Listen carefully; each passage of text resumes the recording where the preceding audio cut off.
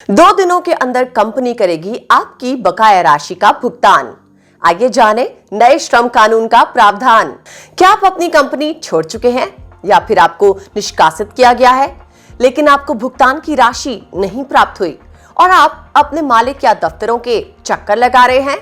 तो आज का ये वीडियो आपके लिए बेहद अहम हो सकता है। नमस्कार दोस्तों, मैं हूं अदिति और आप देख रहे हैं पगार बुक का यूट्यूब चैनल।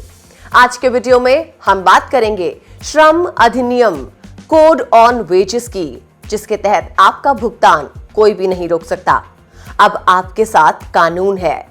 लेकिन आगे बढ़ने से पहले आप जल्दी से हमारे चैनल को सब्सक्राइब कर लीजिए। दोस्तों, सरकारी प्रावधान के तहत कोड ऑन वेजेस बिल को 8 अगस्त 2019 को राष्ट्रपति द्वारा मंजूरी दे दी गई थी और अब सरकार की सूचना के बाद देश भर में लागू कर दिया गया है। नौकरी छोड़ने के बाद अपना पूर्ण और अंतिम भुगतान प्राप्त करने में आमतौर पर 1 महीने का समय लगता था।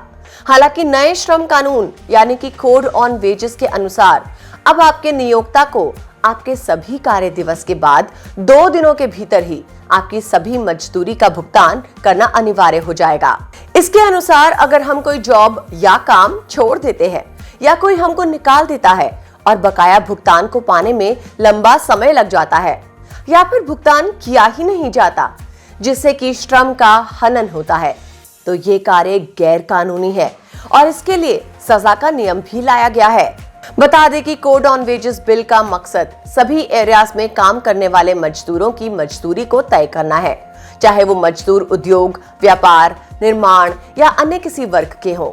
इसीलिए अधिसूचना जारी होने के साथ ही ये विधेयक लागू हो गया और अब ये कानून देश के 4 पुराने कानूनों मजदूरी भुगतान कानून 1936, न्यूनतम मजदूरी कानून 1948, बोनस भुगतान कानून 1965 और समान पारिश्रमिक अधिनियम 1976 की जगह ले चुका है। इसके दायरे में निजी, सरकारी, संगठित और गैर संगठित सभी तरह के एरियाज में काम करने वाले कर्मचारी आएंगे। यहाँ ये स्पष्ट कर दें कि इस बिल के तहत रेलवे, खदान, ऑयल जैसे क्षेत्रों से जुड़े कर्मचारियों के वेतन से रिलेटेड फैसले जहां केंद्र सरकार लेगी, वहीं अन्य कर्मचारियों के मामलों में फैसले राज्य सरकारें लिया करेंगी। और अब मजदूरी में वेतन, भत्ते और मुद्रा के रूप में बताए गए अन्य सभी घटक शामिल रहेंगे। हालांकि इसमें कर्मचारी को मिलने वाला बोनस या कोई यात्रा भत्ता शामिल नहीं किया गया है। नए श्रम अधिनियम में कर्मचारी को दिए जाने वाले वेतन में निम्न आधार पर कटौती का प्रावधान भी रखा गया है, जिसमें जुर्माना, ड्यूटी से अनुपस्थित रहना, नियोक्ता द्वारा दिए गए रहने के स्थान या कर्मचारी को दिए गए एडवांस के आधार पर वेतन में कटौती की जा सकती है। हालांकि ये कटौती कर्मचारी के कुल वेतन के 50% से ज्यादा कदापि नहीं हो सकती। इस बिल के जरिए लैंगिक आधार पर एक समान कार्य या एक समान प्रकृति वाले काम के लिए वेतन भत्ते और भर्ती के मामले में लैंगिक भेदभाव को खत्म कर दिया गया है। अब एक जैसे कार्य के लिए महिलाओं को भी उतना ही वेतन मिलेगा जितना कि एक पुरुष को दिया जाता है। ज्ञात हो कि इस अधिनियम को श्रम कानूनों में सुधार लाने के साथ साथ देश के तमाम श्रमिकों के जीवन स्तर को ऊपर उठाने के उद्देश्य से लाया गया है।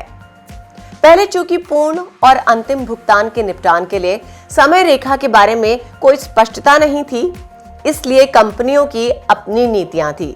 लेकिन अब वेतन देने के तौर तरीके और उसमें कटौती के प्रावधानों को स्पष्ट किया गया है।